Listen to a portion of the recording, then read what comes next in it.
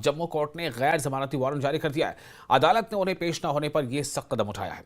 महराज मलिक मुख्तलिफ मुतनाज़ा मामलों में मुलविस पाए गए हैं, जिसके बाद उनके खिलाफ गैर जमानती वारंट जारी कर दिया गया है। पुलिस को हिदायत दी गई है कि उन्हें जल्द अज जल्द गिरफ्तार करके अदालत में पेश किया जाए।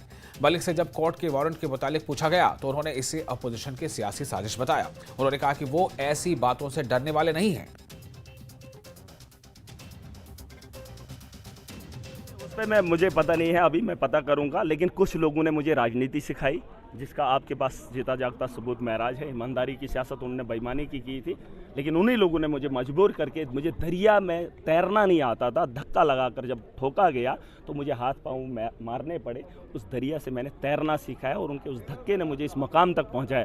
अब कोई कानून का इस्तेमाल करके मुझे कानून के कटघरे में खड़ा करना चाहते हैं, वहाँ पे जलील करना चाहते हैं, वहाँ पे मुझे बेड़ियाँ लगवाना चाहते हैं, लेकिन उन लोगों को पता है कि कानून में इंसाफ है और इंसाफ अगर हो गया तो कानून भी सीखेंगे। जिन चीज़ों से ये आम आदमी को डराते थे, अगर उसके बारे में भी जानकारी होगी तो यकीन जानिए आज हमारा नंबर है तो अगला नंबर उनका भी होगा। हाँ, हम गंभीर नहीं है, ये फैक्ट्स हैं। आप एसीबी में जाइए, देख लीजिए।